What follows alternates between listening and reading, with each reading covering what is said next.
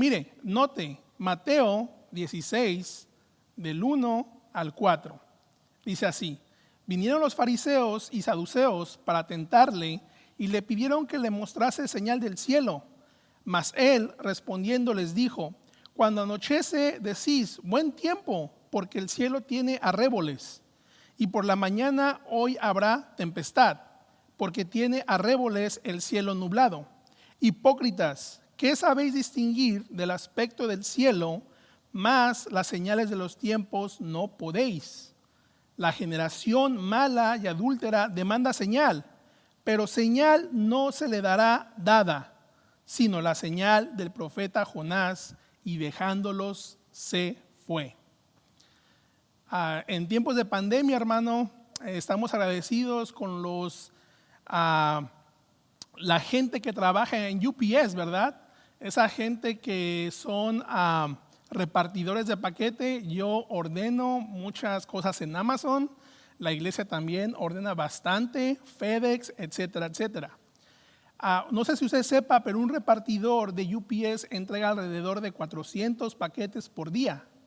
Y hubo un reporte en el periódico de Wall Street que alrededor de 3,000 ingenieros dicta la velocidad del trabajo de los repartidores. O sea que esos ingenieros hacen la ruta, hacen el mapa, toda la logística. Y aquellos repartidores que son lentos, que no entregan 400 paquetes por día, los supervisores se suben con él a los camiones para ver qué están haciendo mal. Tienen una cierta lista, cuántos pasos caminar, cuántos paquetes cargar. Es una cierta metodología para esta gente, para estos trabajadores. Sin embargo, hermano, este enfoque puede funcionar muy bien para el negocio de entregar paquetes, ¿verdad? Porque es rápido, el tiempo es dinero, el tiempo es billete, las empresas quieren generar. Pero este enfoque, hermano, no es el enfoque de la iglesia, del negocio espiritual. Sería un fracaso. Cuando los líderes espirituales imitan a estos ingenieros industriales, controlando cada movimiento de sus seguidores, esto lleva al legalismo y a la esclavitud. Y vamos a ver el día de hoy 2 temas: incredulidad y guardaos de las enseñanzas de esta gente, legalismo, hipocresía. Entonces vamos al texto. Eso es, ¿verdad? El legalismo son ciertas reglas que uno debe de llenar para llegarse al cielo. Pero así no es lo que quiere Dios. Bueno, eso me lleva a mi primer punto: abandonados por Dios. Vamos al primer punto. En primer lugar, veamos la alianza. Veamos la coalición de estos 2 partidos. Después de que mi Señor Jesucristo, hermano, culmina el ministerio gentil con los 4,000 panes, con los 4,000 hombres que les da de comer, alrededor de 10,000, Él culmina el ministerio gentil. Y Él regresa a la región de Magdala, como el texto nos dice en el 39, en el 15. Dice que despedida la gente, entró a la barca y vino a la región de Magdala. Esa locación, hermano, ya era territorio judío. Jesús ya regresa a la gente judía. Y notemos el texto que nos dice que vinieron los fariseos y saduceos para ponerlo a prueba. La Reina Valera lo dice tentarle. ¿Sí? Ellos lo vinieron a tentar, lo vinieron a poner a prueba y le pidieron algo, ¿sí? Que demostrase una super demostración. Pero esta gente, hermano, Mateo nos está enseñando que esta gente ha rechazado al Mesías, ¿sí? Se está negando a creer, porque Jesús ya había hecho muchas señales y prodigios. Y ellos los habían visto.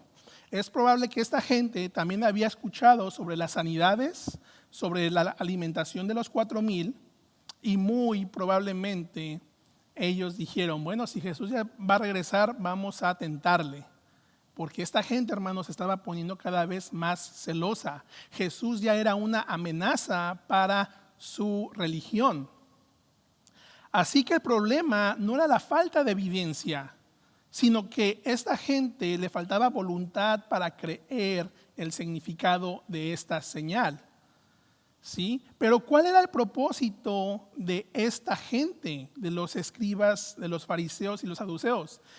A Mateo nos está hablando ahora sobre un nuevo grupo, saduceos. Anteriormente eran escribas y fariseos. Marcos dice también herodianos. Entonces, en aquel tiempo había muchos grupos religiosos de gran envergadura. Y los que tenían más dominio eran los fariseos, los saduceos, los herodianos, los escribas. Entonces, ese grupo es muy importante, como el Espíritu Santo describe a esta gente. Pero estos dos grupos, lo que es muy interesante es que eran oponentes, no se llevaban, y lo voy a ilustrar usando partidos políticos. Y como aquí en Estados Unidos nada más hay dos grupos, no voy a poder usar los partidos políticos de Estados Unidos. Pero como soy de México, se me vino a la mente usar el PRI y el PAN. Esos dos partidos, haga de cuenta que el PRI y el PAN se unen a una sola causa. Los los fariseos y los saduceos tenían totalmente teologías diferentes, no se llevaban bien, pero ¿qué cree? Tenían algo en común. Se iban a unir a una sola causa en contra de Jesucristo. Entonces, haga de cuenta que hay una coalición del PRI y el PAN para acabar con un posible ganador. Vamos a suponer el PRD. Entonces vemos la agenda malvada de estos dos partidos políticos o de estos dos grupos religiosos. Nos vamos a unir con un propósito para desacreditar a Jesús, para acabar con la popularidad de Jesús. Y eso no fue algo nuevo, porque Juan el Bautista, hermano, él mismo los enfrentó. Note Mateo 3:7 en sus teles. Al ver Juan que muchos fariseos y saduceos venían para que él los bautizara, les dijo: ustedes son unas víboras. ¿Creen que se van a escapar del castigo que Dios les enviará? Note ahí, Mateo nos está diciendo que este grupo ya había venido a buscar a Juan. Entonces, por lo tanto, esto me enseña que estos dos partidos ya querían silenciar a Juan. Y qué más, a Jesús, ya lo querían silenciar. Pero veamos cuál es la diferencia para que entendamos qué ellos pensaban. Por un lado, hermano, tenemos los religiosos, los fariseos. Esta secta es la más popular que nos habla la Biblia. Estos eran conservadores, eran fundamentalistas. Estos tenían una tradición rabínica, tenían la Mishnah y solamente la Mishnah. No quiero la Torá, sino que la ley oral es mi principal fuente de autoridad, como lo vimos en el capítulo 15. Este grupo era divisivo, eran separatistas, eran celosos, ¿sí? Porque no querían juntarse con los gentiles, despreciaban a la gente gentil. No, nos vamos a contaminar. Todo kosher, eran súper celosos, protegían al judaísmo. Probablemente estos sean en la actualidad los ortodoxos judíos en la actualidad. Pero del otro lado, hermano, tenemos a los saduceos, ¿sí? Este grupo era lo opuesto, ¿sí? A este grupo no le interesaba la tradición rabínica. Su motivación era más el dinero, la conveniencia. Eran liberales, materialistas. Y su teología estaba totalmente errada porque no creían en ángeles. Los saduceos no creían en la Biblia. Nada más agarraban ciertos textos, lo que me convenían, y lo demás lo desecho. Tampoco creían en lo sobrenatural, ni en la resurrección creían. Entonces podemos apreciar que la alianza o la coalición eran unos grupos totalmente opuestos, pero se unen a una sola causa, dejan la indiferencia en contra de Jesús. Ese es el motivo del texto que Mateo nos está diciendo que apreciemos. Entonces tenemos a los ritualistas y a los racionalistas por un principal causa, despreciar a Jesús. Y noten el texto, vienen a darle una demanda. Dice, ¿verdad?, que lo vinieron a probar y dice, muéstranos una señal del cielo. ¿Sí? El texto literalmente nos dice que le vinieron a pedir algo. En pocas palabras, una superdemostración, porque ellos ya habían visto el poder de Dios. Ellos ya habían visto las sanaciones. Ellos ya habían visto paralíticos caminando. Querían una superdemostración. Tal vez esta gente quería ver descender fuego del cielo. Tal vez esta gente quería ver que el sol se cayera, que se parara. El punto es de que esta gente quería una señal del firmamento, del cielo, literal, una super demostración. Pero sin embargo, Cristo sabía el propósito de esta petición. Ellos simplemente querían ver si Jesús accedía a sus caprichos. Pero mi Señor Jesucristo, hermano, como conoce los corazones, Él siempre los silencia. Es impresionante cómo la autoridad, Mateo nos regala, cómo mi Señor Jesucristo silenciaba a esta gente. Cristo no accedió a su capricho, porque ellos querían desacreditarlo, porque según ellos, Cristo se hacía pasar por el Hijo de Dios. Incredulidad. No creían en el Hijo de Dios. ¿Sí? Entonces vemos una incredulidad malvada. Pero noten el versículo 2. Dice mi Señor Jesucristo, mas Él respondiendo les dijo, cuando anochece decís buen tiempo porque el cielo tiene arréboles. Y por la mañana decís que hoy habrá tempestad porque tiene arréboles el cielo nublado. Prácticamente mi Señor Jesucristo les está diciendo, ustedes son muy buenos meteorólogos. Son muy buenos pronosticadores del tiempo. Pueden ver si va a llover en la mañana o pueden ver si va a hacer un tremendo calor. Pero ¿cómo es posible que son excelentes meteorólogos y no son eruditos bíblicos? Porque yo soy la señal. Farsantes, así les dice, ¿verdad? Farsantes. ¿Cómo es posible que sabes distinguir el aspecto del cielo, mas las señales de los tiempos no podéis? ¡Wow! En la actualidad, hermano, ahorita con el coronavirus hay muchos pronósticos, ¿verdad? Económicos, que recesiones, incluso cristianos les ponen más atención a esos pronósticos en vez de ponerse a escudriñar las escrituras.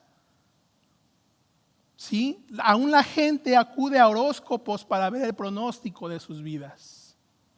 Incluso hay gente que acude a la magia negra para encontrar las respuestas del futuro. Y cuando todo está en la Biblia, pero la rechazan la luz.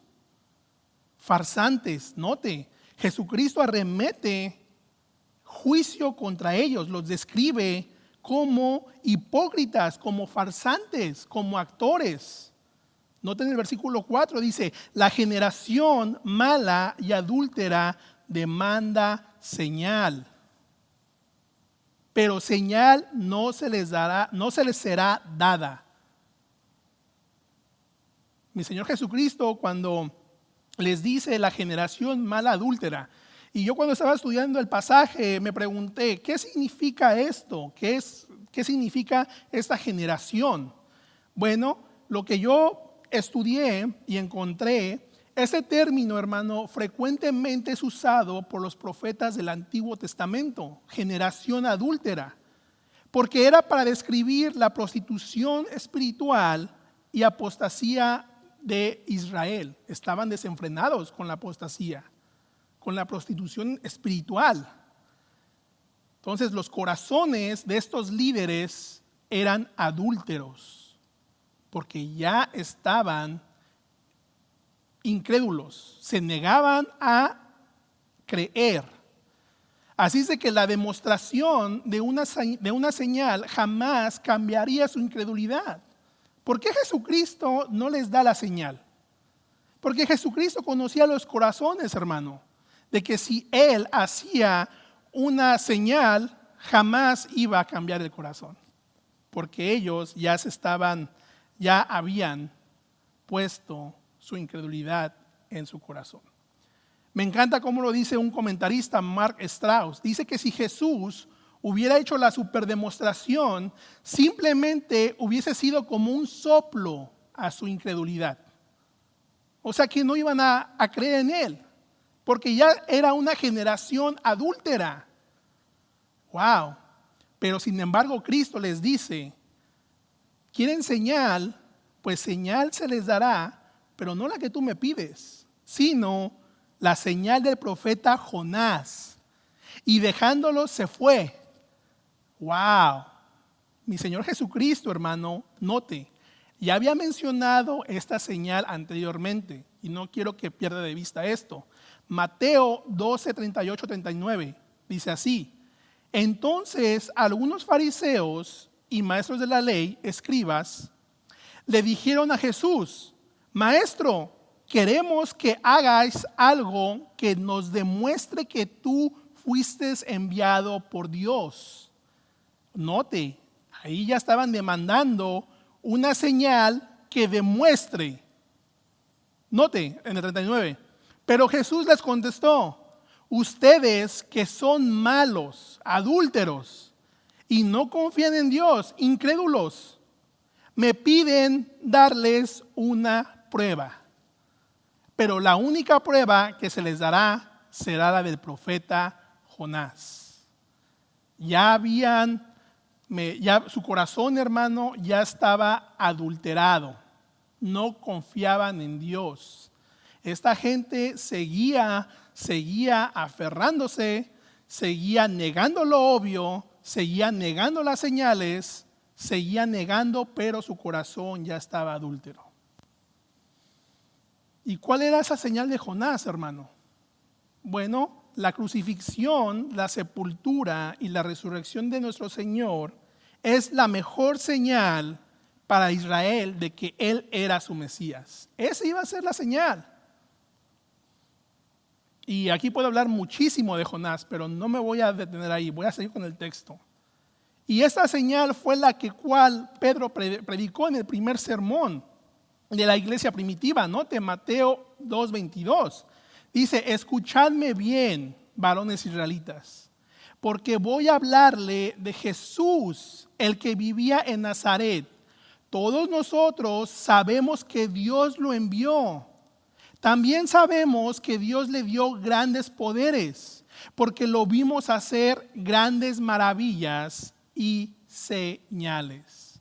Pedro está declarando que este era el Mesías, que Dios lo había enviado, porque Dios le había dado grandes poderes y lo vimos hacer grandes poderes, pero este grupo era adúltero. Veamos la reacción final de Jesús. Por eso le puse a este sermón, abandonados por Dios. Note, y dejándolos se fue.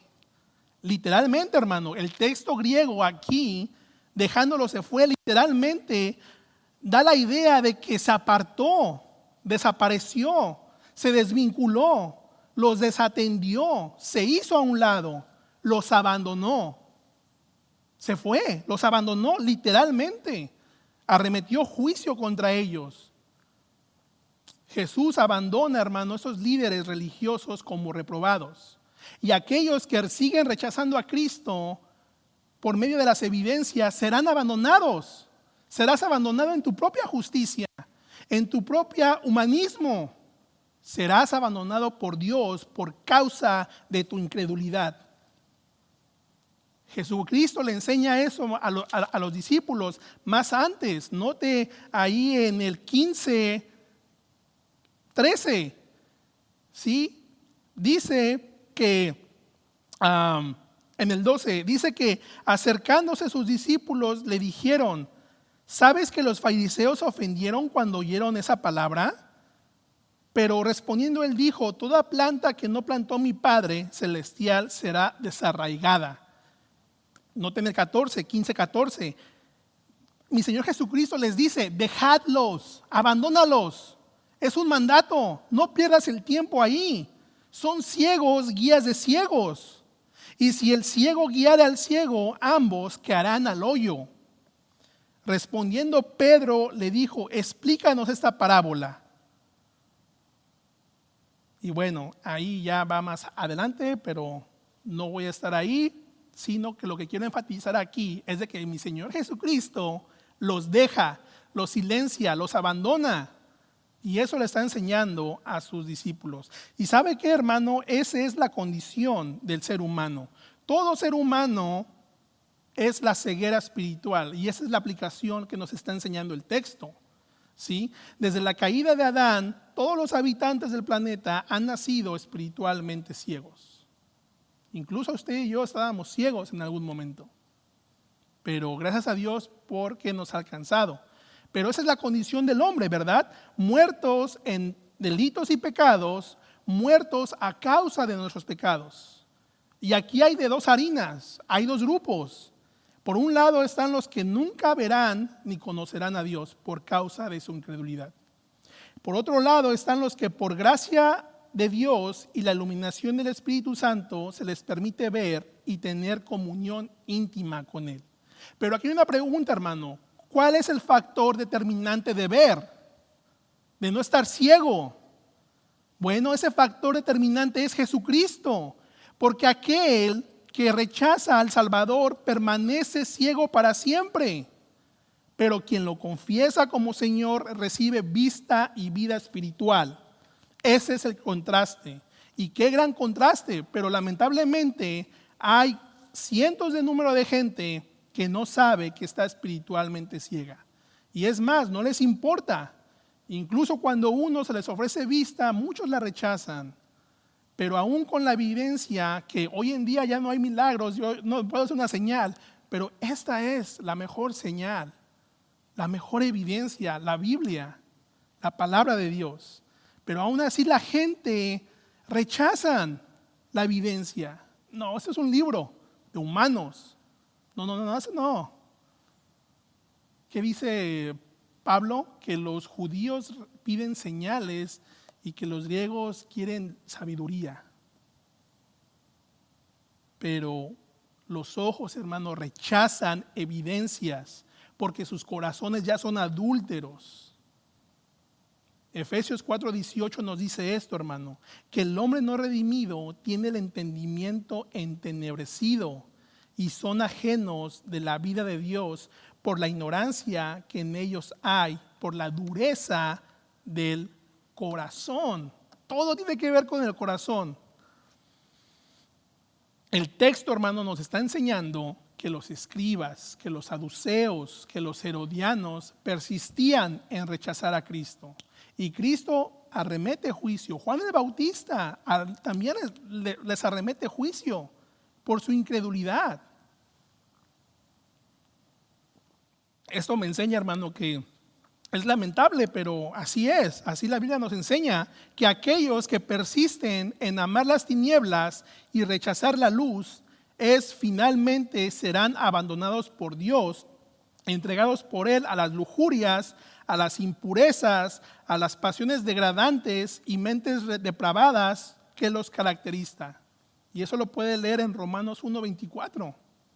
Rechazan, Dios los entrega a sus pasiones, a la depravación, porque rechazan ese corazón adúltero. ¡Wow! Es duro, pero es la palabra de Dios. Es la realidad. Condenación eterna. Así que, amigo y amiga, si aún tú no has venido a Cristo en arrepentimiento y fe, por favor recuerda, tú no necesitas ser un teólogo, un meteorólogo o un judío. No, Cristo no desecha a nadie. Ninguno que venga clamando por misericordia será desechado. Dice Cristo, yo soy el pan de vida. ¿Y sabe qué? Aférrate a esa promesa, porque Cristo es el único mediador, es la suma total. Cristo, si tú quieres tener comunión con Dios, es por medio de Cristo. Si sigues aferrándote a tu justicia, a tus obras, al que yo soy bueno, no, vas a estar ciego. Pero Cristo es los lentes, 20/20. Así es que arrepiéntete de tu pecado y confía únicamente en Jesús. De otra manera serás abandonado como esta gente. Los abandonó Cristo, hermano, se fue. Note versículo 5. Llegando sus discípulos al otro lado, se había olvidado de traer pan. Cristo, hermano, se sube a la barca, los abandona, se va. Él toma camino más con los discípulos. Y esto me lleva a mi segundo punto. La advertencia. La advertencia. Eso es un largo pasaje. Estaba platicando con el hermano Eric, que casi aquí salen 2 sermones. Así es que voy a acabar estos versículos en unos 10 minutos. Note la advertencia. Y Jesús les dijo, mirad, guardaos de la levadura de los fariseos y de los saduceos. La primera advertencia. Noten el versículo 11 también. ¿Cómo es que no entendéis que no fue por el pan que os dije que os guardases de la levadura de los fariseos y de los saduceos? Otra advertencia. Y la última advertencia, la 12. Entonces entendieron que no les había dicho que se guardasen de la levadura del pan, sino de la doctrina de los fariseos y saduceos. 3 veces aparece esta advertencia, estos órdenes de mi Señor Jesucristo, que es muy importante, ¿sí? Así como nuestros padres, hermano, a veces nos decían, hey, no te juntes con ese amiguito porque es influencia mala.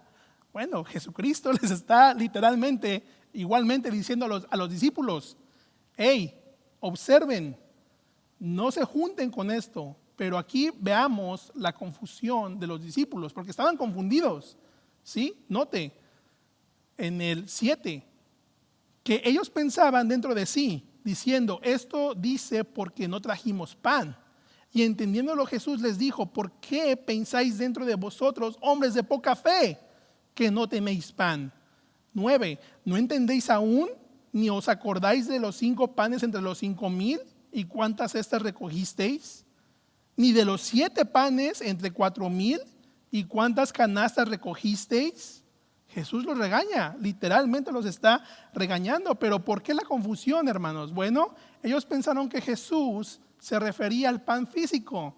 Los discípulos a lo mejor dijeron, se nos olvidaron comprar pan, no trajimos pan. ¿Sí? Estos discípulos estaban preocupados, ¿verdad?, por sus necesidades físicas.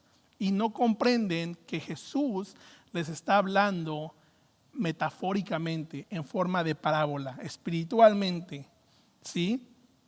Hasta incluso ellos pensaron que Jesús les estaba advirtiendo que no aceptaran pan de los fariseos y saduceos. No entendían, había una confusión, pero gracias a Dios les da entendimiento. Noten el versículo 12, entonces entendieron. Después del regaño, hermano, entienden. Entonces, ¿cuántas veces nos han regañado y entendimos, verdad? Entonces Jesús, hermano, les hablan espiritualmente. Y note el mandato de mi Señor Jesucristo. Mirad y guardaos. Wow, 2 veces se repite eso. ¿Sí? Eso es un sentido de advertencia, de mantenerse en guardia, de tener cuidado.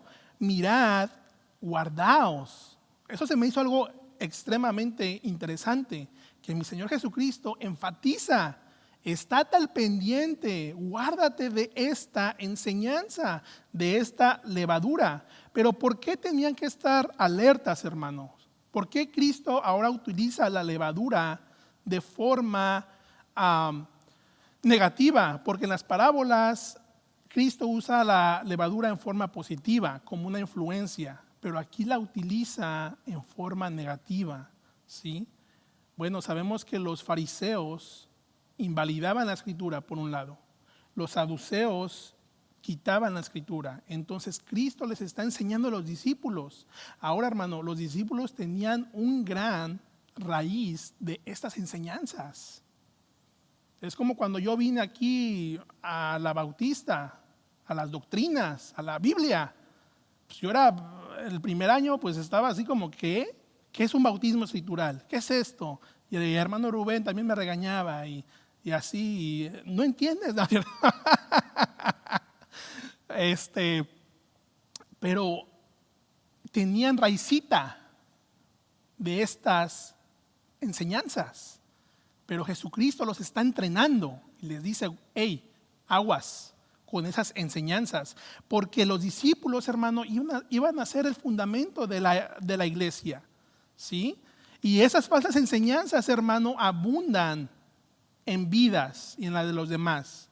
Entonces Cristo usa la imagen de la levadura para describir falsas doctrinas. Cuídense de las falsas doctrinas de esta gente. Por favor, cuídense. Ese es el mandato, ¿verdad? Y este mandato, hermano, no solo aplica a los discípulos, también aplica a usted y a mí. También es para nosotros, porque esta influencia mala no ha dejado de tener sucesores. Hay, como lo ve en la pantalla, hay ovejas, está el lobo, es la falsa enseñanza, ¿sí? Vivimos, hermano, vivimos en un mundo donde la levadura tiene lucha constante con la iglesia de Cristo. Y eso no es nuevo, ¿sí? Algunos añaden cosas al evangelio, legalismo, algunos quieren quitarle cosas, liberalismo, algunos lo desangran totalmente sustrayendo la verdad, sectas. Entonces, hermano, esto me enseña que las falsas enseñanzas son como levadura, impregna y corrompe. Y Satanás, hermano, le gusta la falsa enseñanza. Y solamente es cuestión de ir a los libros de historia. Esto no es algo nuevo. Usted vaya a la historia. Por ejemplo, en los años 1800 nacieron bastantes movimientos, bastantes sectas, mormones, ciencia cristiana, adventistas, testigos de Jehová. Esto no es algo nuevo. En el segundo, tercer siglo, arrianismo. Satanás, hermano, sigue purificando falsas doctrinas, falsas enseñanzas, y esto es lo que nos está diciendo Pedro. Aguas, cuidado con las falsas enseñanzas. Cuidado, y también para el predicador, aguas. ¿Sí? Entonces, aquí la enseñanza, hermano, es de que usted y yo debemos de entender discernimiento para estar alertas. Sí, hermano, discernimiento. Entonces, Pablo exhorta a los tesalonicenses diciendo esto: pónganlo todo a prueba, pero quédense nada más con lo bueno. Pablo, hermano, le está escribiendo a una iglesia diciéndole esto: pónganlo todo a prueba. Aún Juan dice así: hermanos, no les crean a todos los que dicen que tienen el Espíritu de Dios. Pónganlos a prueba para ver si son lo que dicen ser, porque el mundo está lleno de falsos profetas. Wow. ¿Y sabe qué, hermano? Lastimosamente hay gente que no discierne, gente que se queda estancada en el error. Y qué peligroso es. Pero Dios nos ha dado un cerebro pensante para discernir, para probar. ¿Verdad? Igual, ¿verdad? A veces si nos ponen un plato, no diario vamos a comer hamburguesas y papas fritas. De vez en cuando, pero no diario, porque es peligroso. Debemos de pensar, bueno, así mismo es. No debemos de comer todo lo que se predica, lo que vemos allá afuera. Debemos de discernir. Y aún usted aquí en la iglesia local también debe de discernir. Entonces esa es la advertencia, hermano. Use el discernimiento, porque esto nos ayuda a nuestra vida cristiana. El discernimiento, hermano, lo va a equipar, y va a equiparlo para que usted resista a pensamientos no cristianos. El discernimiento también fomenta la consideración y la autocrítica. Así es de que también debemos de ser autocríticos, ¿verdad?, de nuestra enseñanza. Y lo que me llama la atención es de que cuando Salomón se convirtió en rey, el Señor le dice: ¿qué es lo que usted quiere? Y Salomón dijo: quiero discernir, quiero un corazón para guiar a tu pueblo. Entonces Dios sigue ofreciendo, hermano, esa sabiduría a quienes la piden. Entonces, si hay alguien, hermano, que nos escucha y está atrapado en una falsa doctrina, sal de ahí por amor a tu alma. Dios te ha dado un discernimiento. Sal de ahí. Corre por tu alma. Busca una iglesia donde se predique a Cristo y solo a Cristo. Entonces vemos, hermano, en conclusión hemos visto la incredulidad.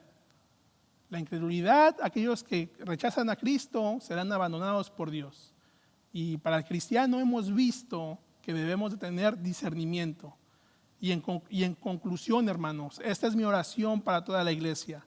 Que Dios nos guarde de la levadura, de la hipocresía, del legalismo, del oportunismo político y de la dureza espiritual. Eso nos está diciendo, que nos guardemos. Vamos a orar. Señor, gracias, Padre.